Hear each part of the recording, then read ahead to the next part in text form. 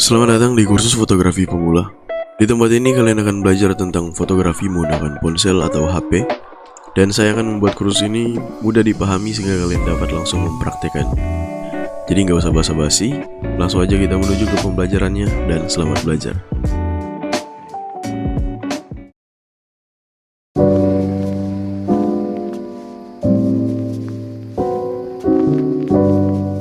Pertama-tama kalian harus tahu dulu apa itu kamera dan jenis-jenisnya. Secara definisi, kamera merupakan alat yang berfungsi untuk mengabdikan suatu objek menjadi sebuah gambar, entah itu diam maupun bergerak. Seiring berjalannya waktu, kamera mulai berkembang dengan teknologi seperti yang kita kenal sekarang dengan kamera digital. Kalau dulu kita masih pakai analog, sekarang kita udah beralih ke teknologi digital. Karena itu, zaman sekarang kita nggak wajib pakai kamera profesional untuk sekedar foto-foto aja. Karena dengan teknologi sekarang, kita bisa pakai HP aja, bahkan untuk kebutuhan profesional sekalipun. Meskipun tetap belum bisa sebagus kamera profesional, apalagi yang harganya puluhan juta bahkan ratusan juta. Untuk itu di kursus ini, kalian akan belajar menjadi fotografer hanya dengan alat yang ada, yaitu HP kalian sendiri. Jadi, langsung aja ke dasar fotografi. Ada 3 elemen utama dalam fotografi yang disebut dengan segitiga exposure atau exposure triangle. Yang pertama adalah aperture. Aperture adalah bukaan pada lensa yang mengatur banyaknya cahaya yang masuk ke sensor kamera. Kalau disamakan sama mata, aperture ini diibaratkan sebagai pupil mata. Aperture ini diukur dengan f-stop seperti f1.2, f1.8, dan seterusnya, seperti kalian lihat di gambar ini. Nah, semakin besar bukaan lensa, maka akan semakin kecil f-stopnya. Ini berpengaruh pada depth of field atau bahasa kerennya kita bisa bilang bokeh. Kalau kalian mau bikin foto jadi bokeh, kalian bisa pakai f-stop paling kecil, berkisar di f2.0 sampai f1.2, tergantung lensa kalian mampunya di angka berapa. Foto kalian tentunya bakal kelihatan lebih estetik dan profesional.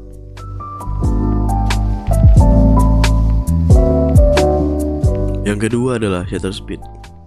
Shutter speed adalah lama durasi jendela sensor terbuka.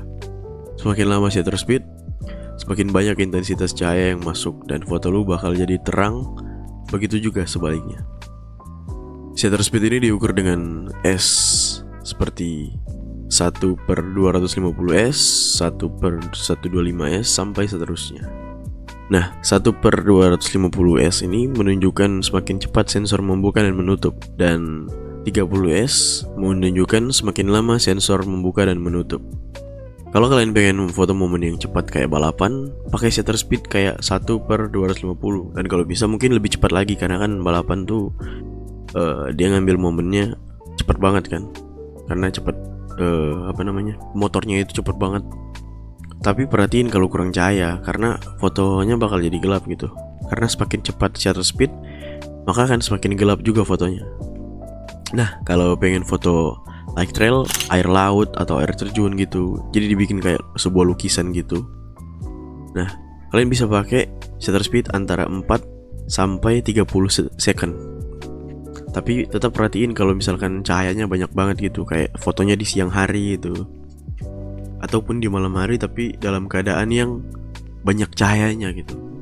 Karena fotonya bakal jadi terlalu terang, bahkan bisa jadi full putih gitu, karena semakin lambat shutter speed maka semakin terang fotonya. Jadi pastiin cahayanya pas, atau mungkin bisa ditambahin ND filter gitu. Nah, ND filter nih digunakan untuk mengurangi intensitas cahaya yang masuk gitu ke kamera, mirip kayak kacamata hitam lah gitu. Tapi ini khusus kamera gitu, atau khusus lensa.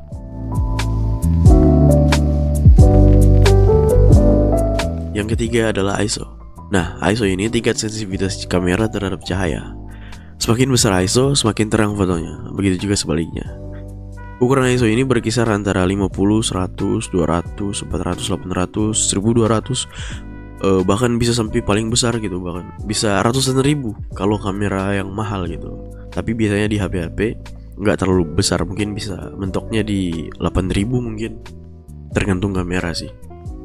Kalau mau pakai ISO ini harus serendah mungkin kalau nggak mau banyak noise atau grain gitu, atau titik-titik kecil di fotonya itu loh. karena itu bikin foto jadi nggak enak dilihat. Tapi tetap ini bukan suatu patokan yang wajib banget diikutin, karena ada juga yang pakai ISO yang lumayan tinggi karena pengen fotonya itu kelihatan kayak retro-retro gitu, kayak zaman-zaman dulu gitu kan. Nah, tapi kalau lu pengen foto profesional gitu, usahakan ambil di tempat yang banyak cahaya, atau mungkin bisa ditambahin lighting gitu.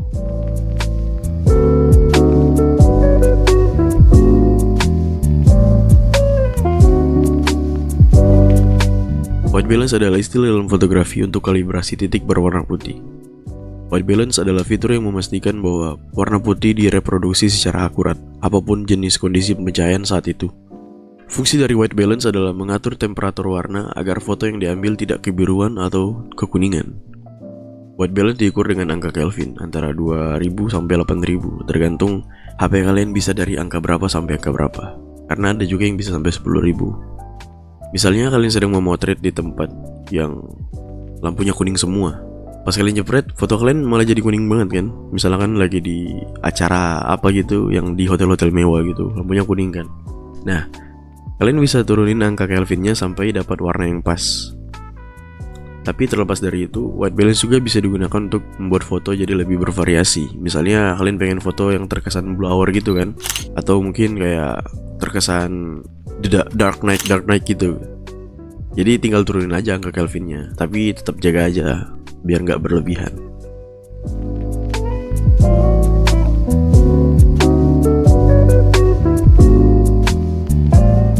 Pencahayaan adalah aspek penting supaya foto kalian terlihat bagus dalam fotografi. Karena itu, fotografer harus ngerti teknik pencahayaan dalam fotografi. Cahaya bisa dihasilkan dari berbagai sumber. Misalnya pada siang hari kita dapat cahaya alami dari matahari, dan malam hari kita ada lampu rumah, jalanan, gedung, atau apapun yang ada di sekitar kita. Setiap sumber cahaya punya cara kerja dan efek yang berbeda. Maka dari itu, kalian harus ngerti karakter masing-masing dari setiap sumber cahaya supaya foto kalian lebih maksimal. Ada beberapa teknik pencahayaan yang perlu kalian pelajari. Teknik front light adalah teknik pencahayaan yang memanfaatkan arah cahaya yang datang dari belakang fotografer, sehingga objek yang difoto berada di depan sumber cahaya dan mendapatkan pencahayaan penuh. Teknik side light adalah teknik pencahayaan yang memanfaatkan arah cahaya yang datang dari samping objek. Side light menambah nuansa tertentu dalam fotografi karena bayangan yang tercipta tidak menyeluruh, hanya sebagian. Teknik overlight adalah teknik pencahayaan yang memanfaatkan arah yang berasal dari sudut 45 derajat. Dengan begitu akan tercipta sedikit bayangan pada belakang objek. Overlighting biasanya digunakan ketika kamu memotret foto potret diri atau orang di studio. Teknik backlight adalah teknik pencahayaan yang memanfaatkan arah cahaya yang datang dari belakang objek, di mana fotografer berhadapan langsung dengan arah datangnya cahaya. Teknik ini sering digunakan untuk membuat foto siluet dan semacamnya.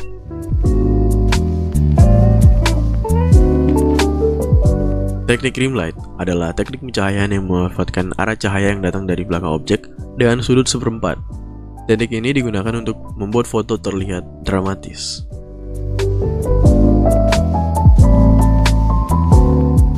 Teknik ini adalah teknik pencahayaan yang memanfaatkan karakteristik cahaya yang muncul sebab ada bias cahaya melalui awan, debu, dedaunan, dan lainnya.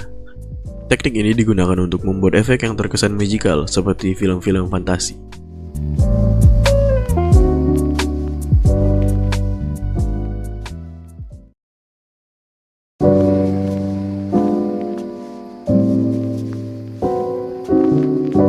Apa itu exposure? Exposure adalah nyawa dari fotografi itu sendiri. Exposure mengacu pada seberapa banyak cahaya yang jatuh dan masuk ke sensor yang akan memengaruhi seberapa terang dan gelapnya foto yang disiarkan oleh kamera. Jika paparan cahaya yang diterima terlalu banyak, maka hasil foto yang dihasilkan menjadi terlalu terang. Ini yang sering disebut sebagai overexposure. Sebaliknya, jika cahaya yang diterima terlalu sedikit, maka foto yang dihasilkan juga terlalu gelap. Ini yang disebut sebagai underexposure. Biar lebih gampang, lihat foto ini. Foto yang ini diambil dengan exposure rendah atau underexposure. Yang ini diambil dengan standar atau normal, Dan yang ini diambil dengan exposure tinggi atau disebut overexposure. Lihat kan seberapa berpengaruhnya exposure dalam fotografi?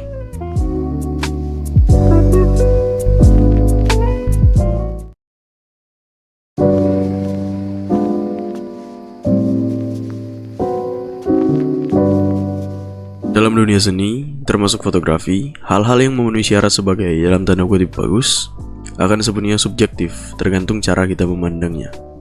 Namun kita dapat menggunakan suatu standar untuk membuat foto kita terlihat lebih menarik dibandingkan hanya sembarang motret-motret aja gitu. Dalam dunia fotografi, ada beragam komposisi yang bisa digunakan sebagai patokan. Mulai dari yang sederhana hingga yang kompleks. Namun pada dasarnya, teknik komposisi yang akan saya bahas ini adalah komposisi yang cukup umum digunakan oleh banyak fotografer.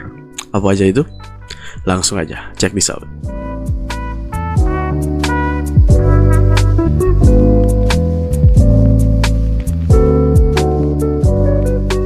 Rule of Third. Pasti kalian sering mendengarnya walaupun kalian baru terjun dalam dunia fotografi.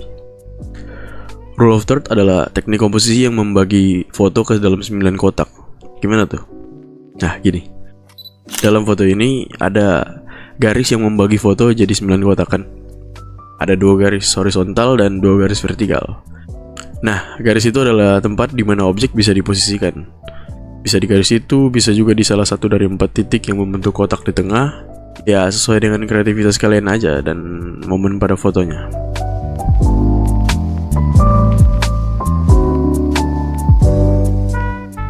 Golden Ratio. Teknik komposisi ini membagi bingkai menjadi serangkaian kotak kecil atau juga disebut dengan istilah P-grid. Mungkin kalian tahu lah ya, P-grid itu apaan. P itu yang ada di matematika. Lalu, kotak tersebut menjadi panduan untuk menggambar Fibonacci spiral yang seperti cangkang siput.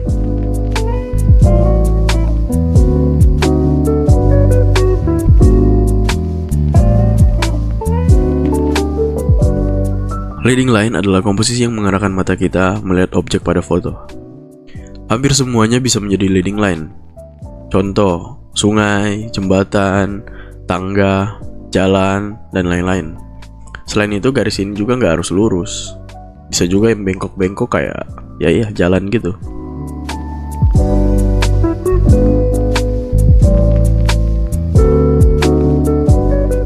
Frame within a frame.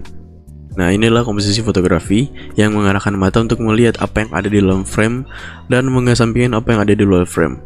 Bingkai pertama adalah bentuk literal dan batas keseluruhan gambar. Bingkai kedua kemudian dibuat di dalam gambar. Kalian bisa mencari objek yang akan dijadikan frame. Ini biasanya ada di unsur seperti pilar, pintu, jendela, koridor, atau apapun yang bisa digunakan untuk membingkai point of interest atau objek utamanya.